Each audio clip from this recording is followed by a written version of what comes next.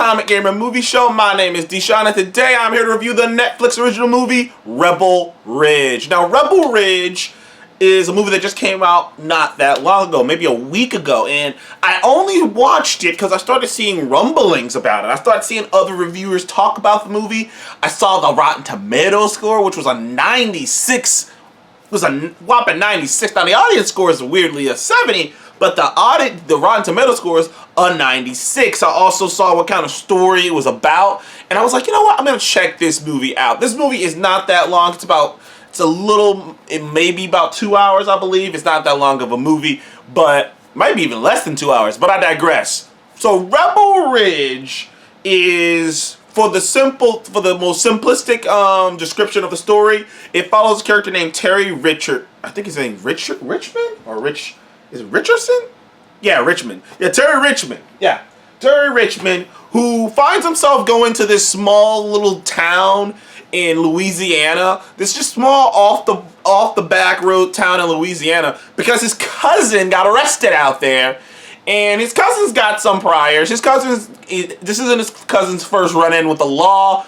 It's something bad enough that he's gonna get transferred to a bigger prison than just this small town jail cell, and Terry has to get there because, I don't know if this is completely a spoiler, they don't really get into it, so I'm not spoiling anything, but as it turns out, his cousin had ratted out a very big criminal,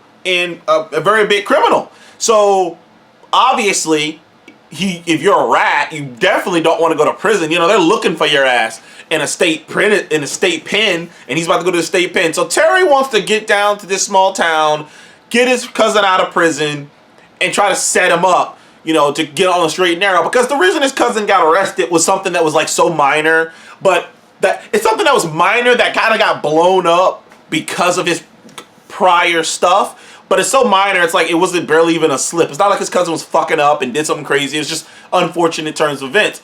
But while Terry's going there to get his cousin, he realizes that there's some weird shit going on. First of all, his cousin's bail is far higher than it should be for the crime he went to jail for, the crime he got put in a jail cell for.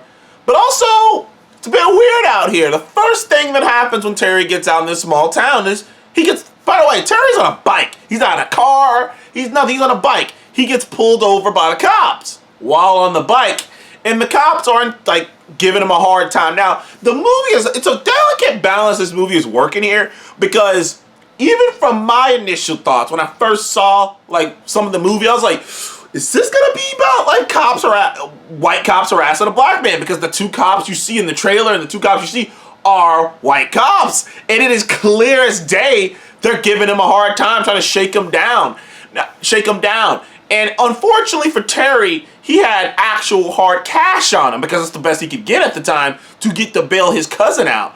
And the cops took that cash off of him, and they took it under the pretense that like they think that it's weird that he even had that much money on him, because it was a couple grand that he had on him, that it was weird that he had the cash on him. But the reason he had the cash on him wasn't just to pay for his cousin's bail. He had the cash on him because the person who he was going to buy something from wanted cash. So there's actual reasons for why he had the cash on him. But the cops took the cash off of him. They took it under the pretense of that he could potentially be involved in that this could potentially be drug money.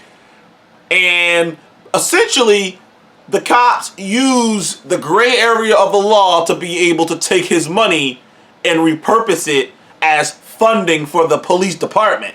And throughout some weird loopholes in law, and the fact that it's some back-ass town that no one's really paying attention to, well, there's more to it than that, but I don't want to get into spoiler territory. But so Terry is distraught about all this. He is screwed up about all this. He's doing everything he can do to try to resolve this as peacefully as possible. He is asking peacefully for his money back. Then he starts asking, hey, can I at least get enough to get my cousin out of jail? You don't understand. Like, I gotta get him out, because if he goes to the state pen, he won't survive. And this movie is about, like I said, I think this movie is like an hour and 50 minutes, something like that. And a good hour of this movie, almost an hour and 5 minutes of this movie, is Terry trying to de-escalate the situation. It's what makes this movie very unique.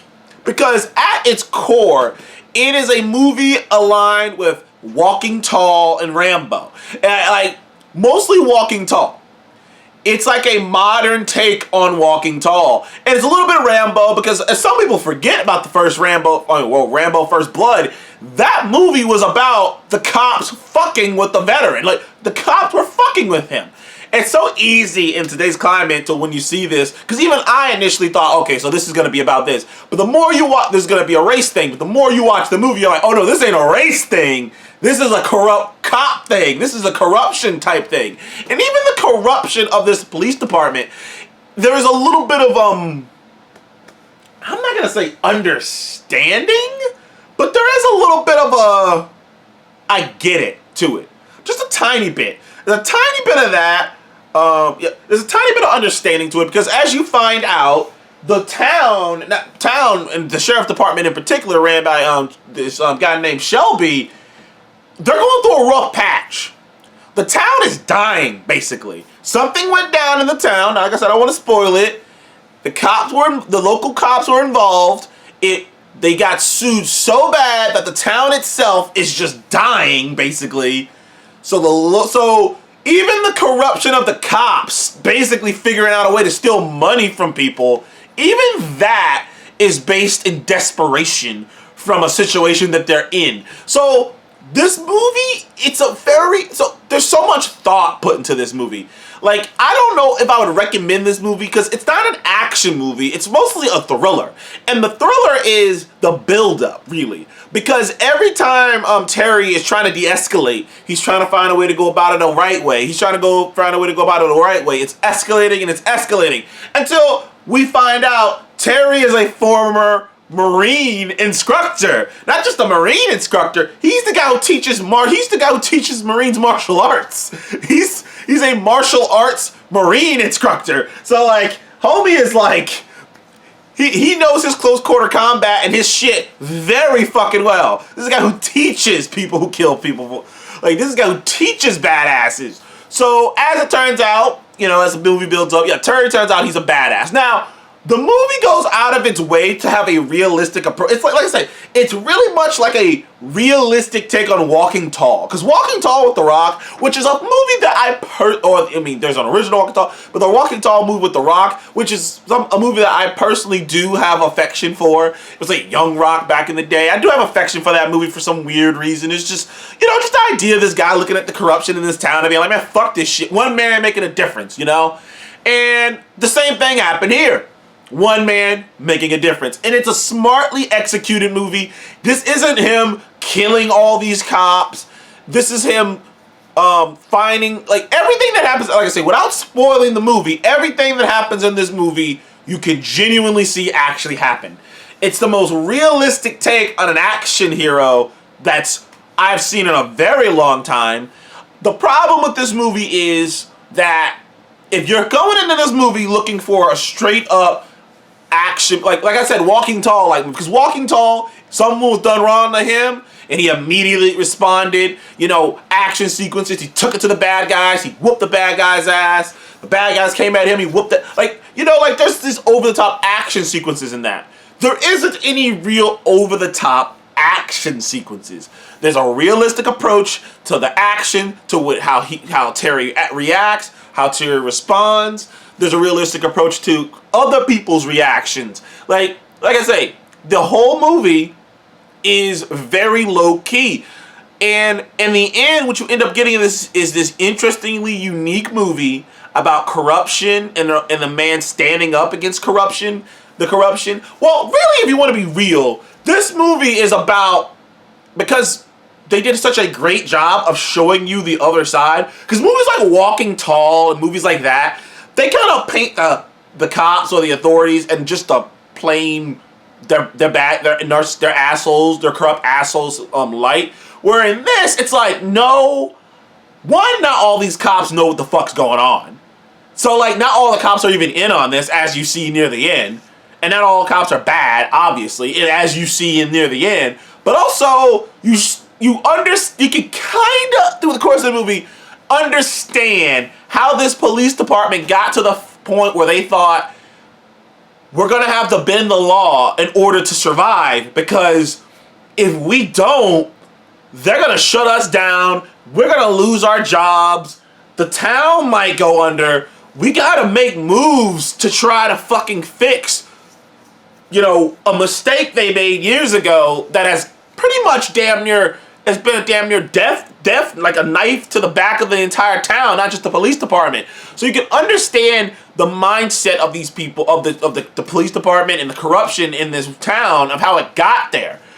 But at the same time, it still needs to be solved. It's a problem that needs to be solved. It still needs to be stopped, and a man coming through town stopped it from happening. So this movie is a good movie. It's a very good movie. It's a good watch. Like I say, it's not that long of a movie, though it is a build-up, really.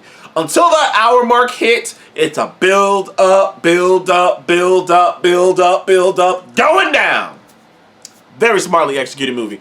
Anyways, I would give Rebel Ridge, I'd give it a solid 8 out of 10. I enjoyed this movie. I thought it was a great watch. I thought it was an interesting take on an action movie. It was an interesting take on corruption and how it starts, how not all corruption is as black and white as you think it is. Sometimes it's as simple as being put in such a bad spot that it's like, yo, I can't think of any easy paths out of this than doing some shady shit that I'm not going to be happy about. But anywho, thank you guys for joining the Congress Movie Show. Please leave a like and subscribe, and I'll see you guys on the next one. Goodbye.